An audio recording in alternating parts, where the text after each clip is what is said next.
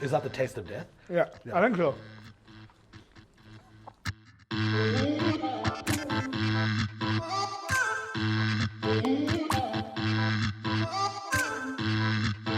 Hey guys, welcome to Question Wings and Things, episode 8. Today I've got David Lemphers with me. He's a principal data scientist at Amazon and an entrepreneur.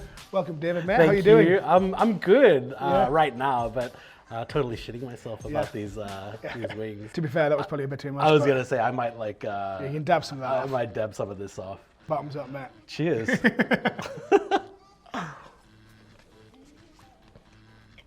Oh fuck, that's already super hot. So, welcome back, mate. You just obviously 12 years in America. So talk me through the differences between America, whether it's startups or in tech land, the differences you see between Australia and America. First thing, like I can feel the heat immediately on my tongue. I feel like someone has like slapped my tongue really hard. You know, like when I started in Australia, my very first startup when I was like, you know, in my early 20s. One of the things I realized is the appetite for risk in Australia is super low. It was back then, right? Yeah. So we're talking like, you know, early 2000 and everyone bootstrapped.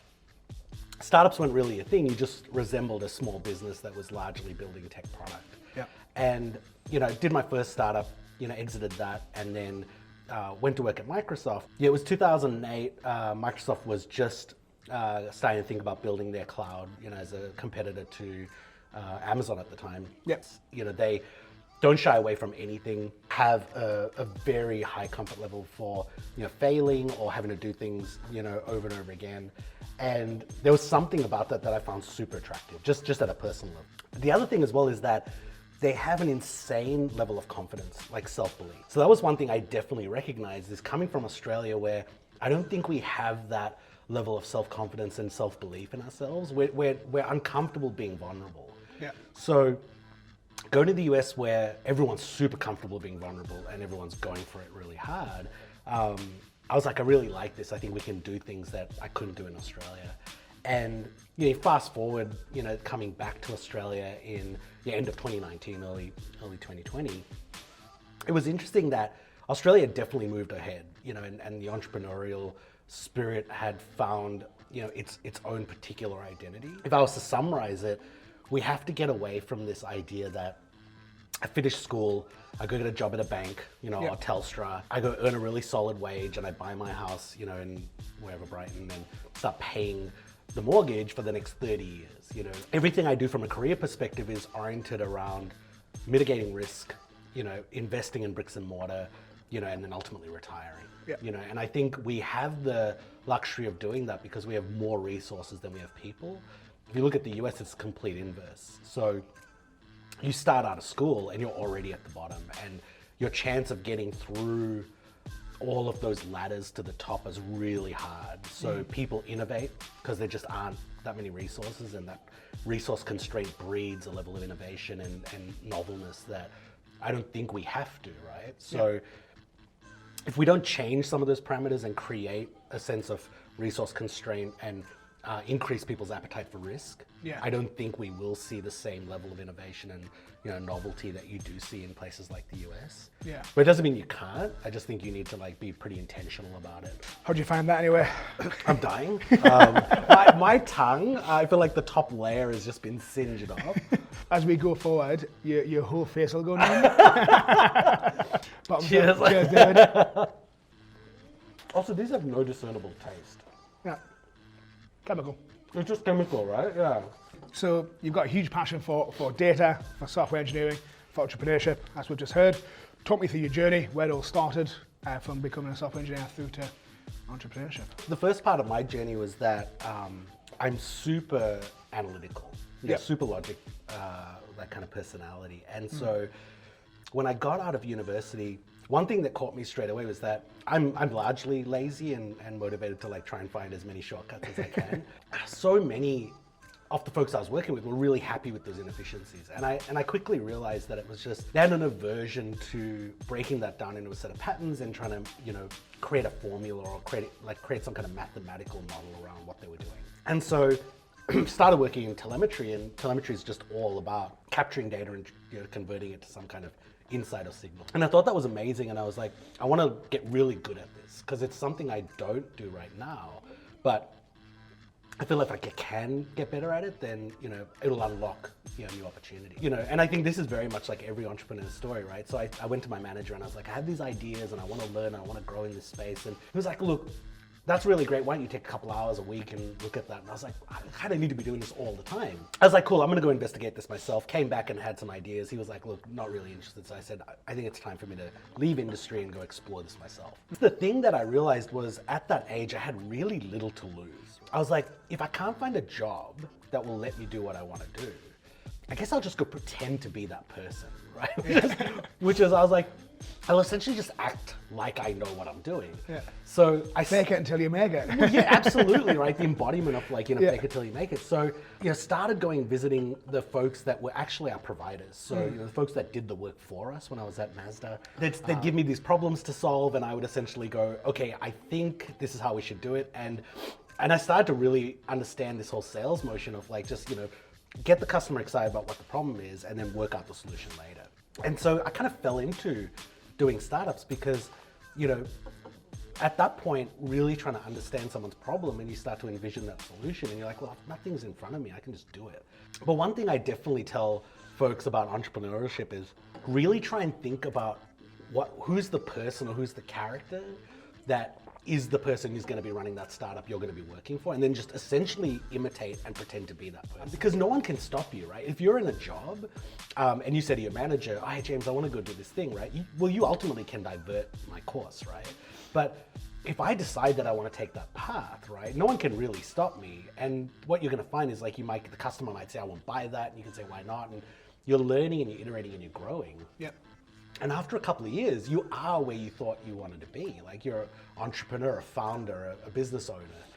And then at the same time, I started to see how important data was becoming to the customers because when I started my career, software as a thing was the important part.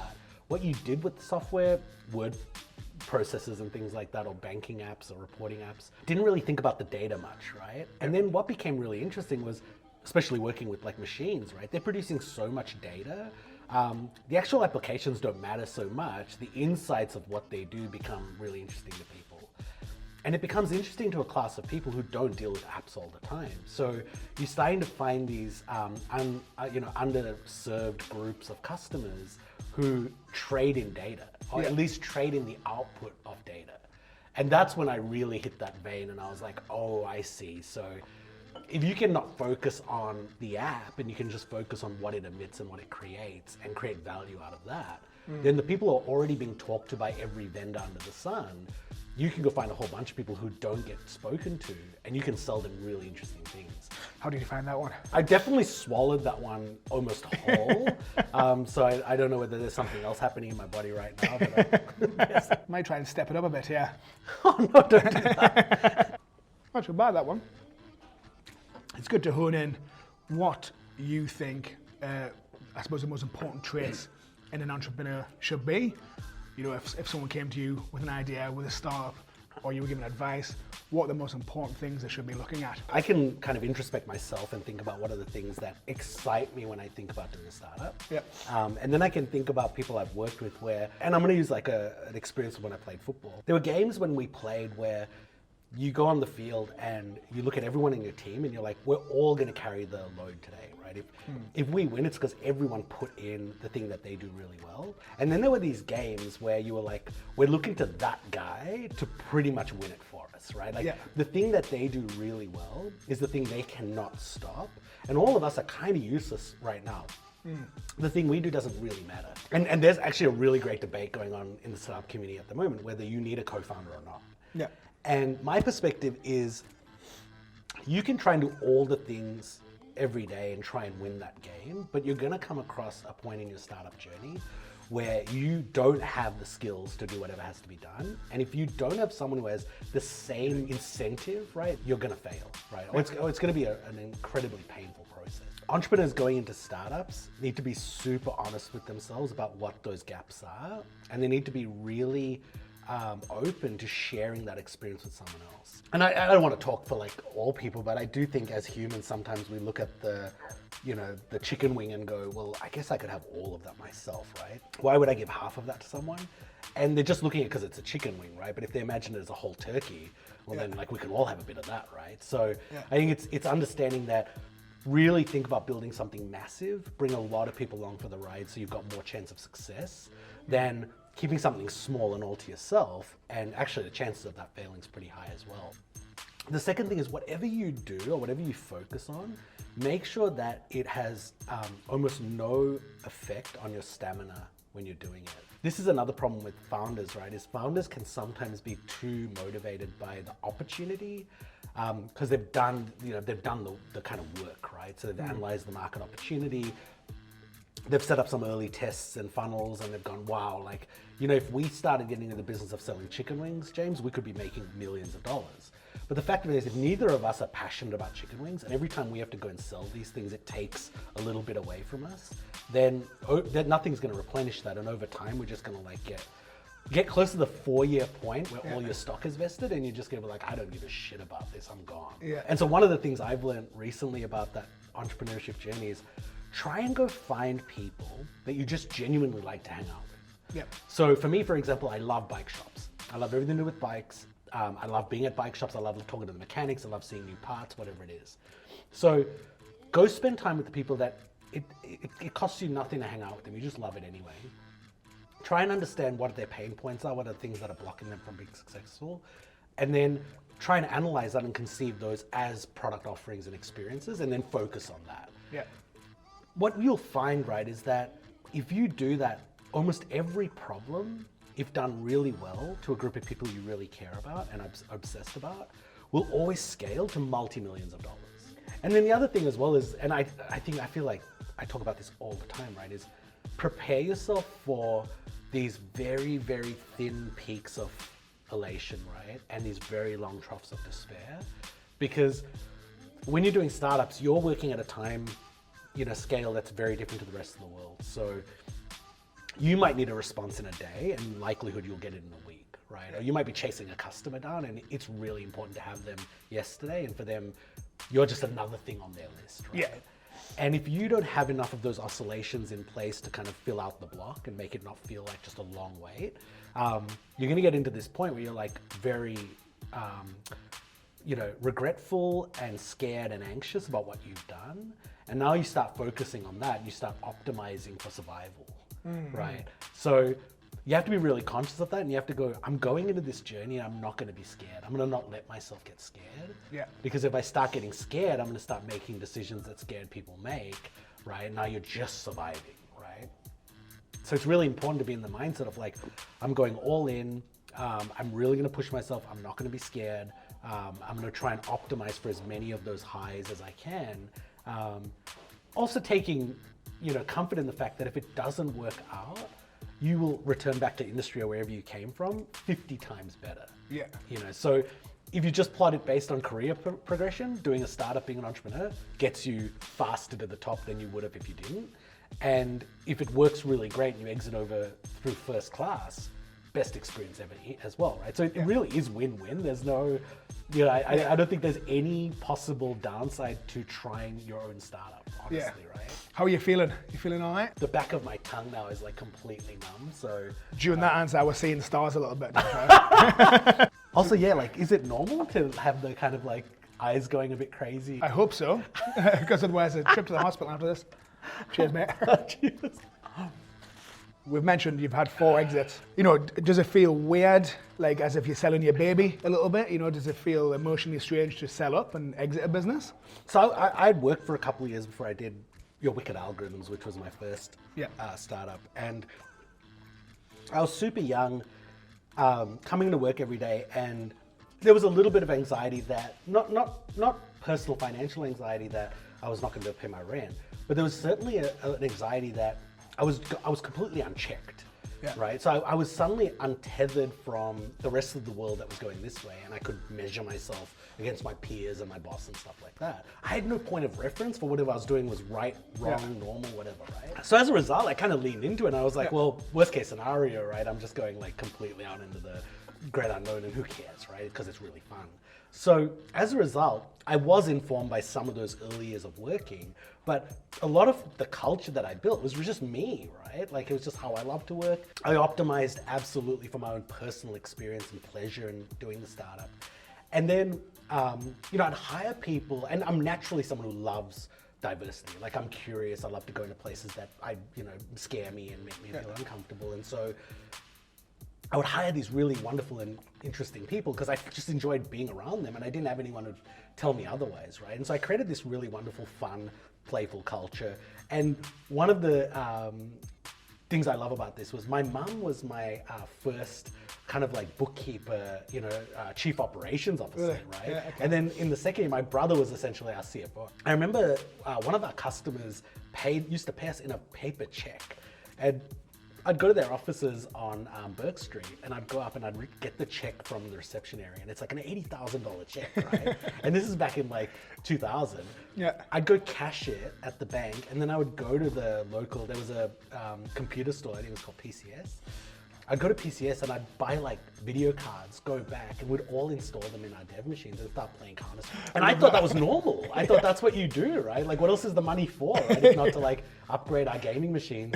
That was 3 years, right? Of just like, having the most fun ever. And then when it was time to exit, the next day you wake up and suddenly you realize that it's not just a business, right? That you're no longer part of. You've actually given, because you're spending 14 hours a day at work, right? It is the most significant part of your life and your identity, right? That you've developed. And I don't think there's any other thing in life where you actually give away that. It's essentially like building up your family home and then selling the family with the home to the next owner, right? Like, it's like take all our photos and like, all of our memories and the photo albums, right? Like it's so weird, right? But so then you end up on the outside of that and you feel completely isolated and exposed, right? Because wherever you went every day, everyone knew you knew what you were doing, it was wonderful, it was great. Now suddenly you've just got nothing, right? It's gone. I guess you just become used to it, right? Like, you become used to enjoying it while it's there. Like you take as much as you can from it, always knowing that it's going to end at some point. There's no way to solve that, right? Like it's just one of the unfortunate outcomes of being an entrepreneur and building a startup of more than one person is you're going to build a culture that you fall in love with, and you're going to one day have to walk away from it. Yeah. And that's just it. Good advice. How did you find that fourth one? Yeah. I feel like I've not ingested as much of the hot stuff as I should have. Yeah, well, we'll fix that now. I'm definitely losing lucidness, so I absolutely am struggling to stay focused on what you're saying. Wait until the hallucinations start. Oh yeah, that's. Yeah. Oh my God. Corporate startup background. I'm sure there's been plenty of fuck ups along the way. Good Lord. What's your biggest fuck up? I was doing my first startup. A friend contacted me and was like, hey, I've got this group of guys that I know, friends of my brother. They're working for a bank at the moment and they see this really great opportunity to build this startup. But they don't know anything about software, and could you go help them build it? And I was like, sure, I'll go talk to them. And when I spoke to them, they were so smart, wonderful guys. Yeah. They were going to build a mortgage broking business, like a platform. And I was like, what do you know about this kind of stuff? And they're like, we don't know anything. I was like, look, it's probably going to take a couple of months. And I could definitely do the work with you, with my team, but it's going to probably cost you about 60 grand. And they were like, is there any way you would take equity in the startup? And I was like, no. And they were like, okay, fine, we'll scrounge it together, we'll get into our bank accounts, we'll get the money together, we'll pay you. So this would have been maybe like 2001, 2002. They pay me the money, I build them the software, did a really good job. When we sat down and talked about it, they were literally like, we'll give you about like 2 to 3%. So anyway, year after year that I used to catch up with them, right? They're doing better and better. And we'd sometimes like joke about like, oh, like what do you reckon that amount's worth right now? And there was one year we sat down and he was like, oh, well, we're worth about this much. And we calculated, it was like, oh, that's about $2 million, right? That'd be worth, right? And I was like, so I was like, oh, okay. Like, wow, ooh, that stings, right? Yeah. Fast forward, they sold their business to Aussie Home Loans. Oh. when we did the math, right, what it was going to be worth, it was going to be worth like literally about 50, 60 million, right? Ouch. Right, ouch. You'd think I would have learned by that stage, right? So I'm at Microsoft. Really good mate of mine, you know, that I worked with, and he goes, hey, Dave, I'm leaving to do a startup. Do you want to come and help me do it? And I was like, oh, I don't think so, mate. I really enjoy Microsoft. It's pretty good, you know. And he was like, "Are you sure this is what I want to do?" And when he told me, I was like, "Man, that's actually pretty cool. I think that could be really awesome." Last year, he exited that business at about 220 million, right? US, right? Like that other one was like an Australian. Yeah. And I emailed him and I was like, "Dude, so happy for you, Yeah. like so wrapped." And he goes, "Remember when we were having that donut at Tupper?" And I said, "Are you kidding me? I don't ever stop thinking about it, right? Like that's Just the lying second- awake at night, like. No, but yeah, when I think about like my major, major fuck ups, right? It's always around having been at a place at a time when I should have gone, yeah, cool, I'm coming along, and I didn't, and then the outcome is just so wild that you just go like, fuck, whatever. Right? Yeah, mate, absolute pleasure. That was like absolutely nuts. No, I love that. That was so awesome. Thanks for having me.